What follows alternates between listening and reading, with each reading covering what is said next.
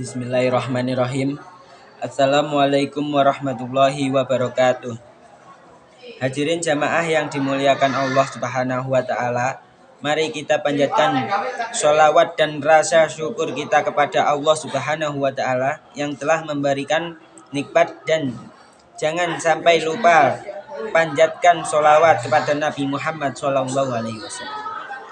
Alhamdulillah, seiring dengan bertambahnya umur kita, mari kita bermanfaatkan umur kita ini untuk memperbaiki kualitas penghambaan kita kepada Allah Subhanahu wa Ta'ala.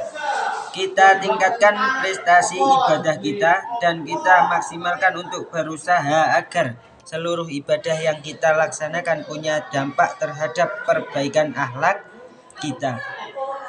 Baik akhlak kepada Allah Subhanahu wa Ta'ala dan akhlak kita kepada sesama manusia. Hanya dengan cara demikianlah umur yang Allah berikan kepada kita akan punya makna, sekaligus akan menghantarkan kita kepada umat yang beruntung dan umat yang mulia di hadapan Allah Subhanahu wa Ta'ala. Pada hari penuh keberkahan ini, mari kita merenungkan surat At-Tin ayat keempat. Laqad khalaqnal insana fi ahsani taqwim. Sesungguhnya aku ciptakan manusia itu dalam kondisi sebaik-baiknya. Ayat di atas memberikan gambaran akan kelebihan dan keistimewaan yang diberikan Allah kepada kita sebagai manusia, yaitu sebagai makhluk yang paling tersempurna bentuknya. Kesempurnaan kita tidak hanya sebatas pada fisik, melainkan juga Allah memberikan keistimewaan berupa akal yang berfungsi untuk membedakan mana yang baik dan mana yang buruk.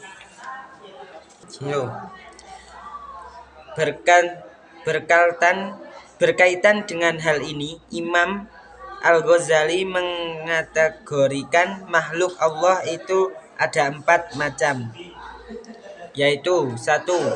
Makhluk yang hanya mendapat karuniai akal saja, tidak dikaruniai nafsu, itulah para malaikat. Nomor 2, makhluk yang hanya mendapatkan karunia nafsu saja tetapi tidak dikarunia akal, itu adalah hewan. 3. Makhluk yang tidak dikaruniai akal dan nafsu, itulah kayu, batu, dan benda mati lainnya. 4. Makhluk yang mendapat karunia akal tetapi dikaruniai nafsu, itulah manusia.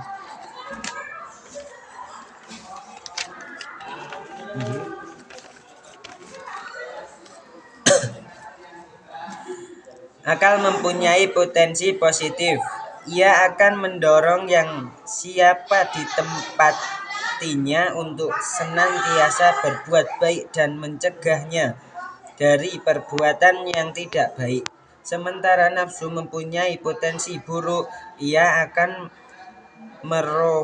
memprovokasi siapa saja yang ditempatinya untuk cenderung mencelakakan sesuatu yang menyenangkan tanpa mempertimbangkan apakah itu termasuk perbuatan yang baik atau buruk, hak atau batil. Juga sama sekali tidak mempertimbangkan pantas atau tidak, sehingga wajar kalau malaikat punya kecenderungan untuk selalu berbuat baik karena ia hanya dianugerahi akal saja.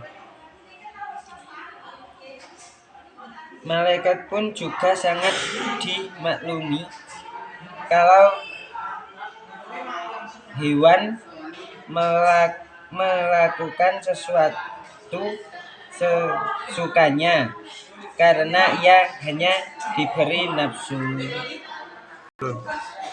Di dalam surat An-Nazi'at ayat 40-41 Allah berfirman, Wa amma man khofa maqama rabbihi wa nahan nafsa anil hawa fa innal jannata hiyal ma'awa.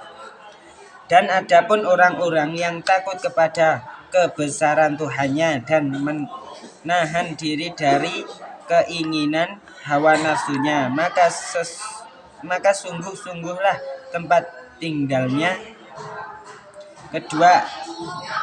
Kedua ayat di atas dapat diterjemahkan secara global bahwa orang-orang yang takut kepada kebesaran Tuhannya dengan melakukan amal soleh dan menahan diri dari keinginan hawa nafsu dengan menaati ajaran agama. Sebaiknya jika nafsu yang memegang kendali akal akan tunduk dengan nafsu, maka yang akan terjadi adalah manusia lebih jahat, lebih ganas, lebih buas dari binatang buas sekalipun. Makanya Allah menyebut pada surat At-Tin ayat 5, Suwaroddatnahu asfala safilin. Kemudian kami kembalikan dia ke tempat yang serendah-rendahnya.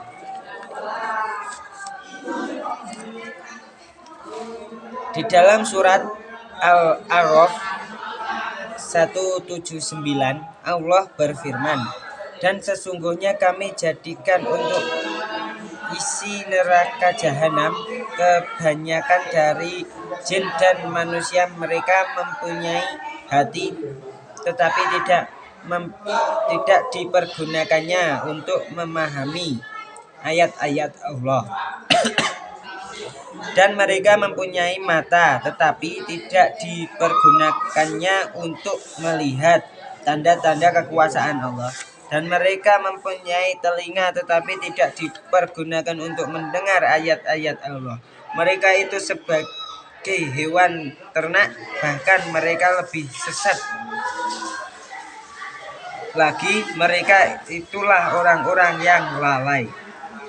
Ma'asyiral muslimi rahimakumullah.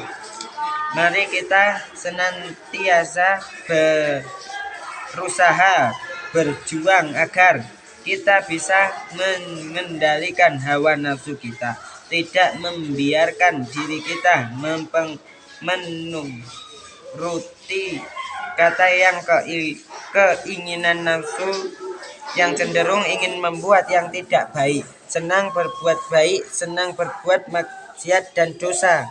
Semoga Allah melindungi dan memberikan kita menjadi orang-orang yang ahsani taqwim, orang yang mulia di hadapan Allah Subhanahu wa ta'ala. Amin ya rabbal alamin. Wassalamualaikum warahmatullahi wabarakatuh.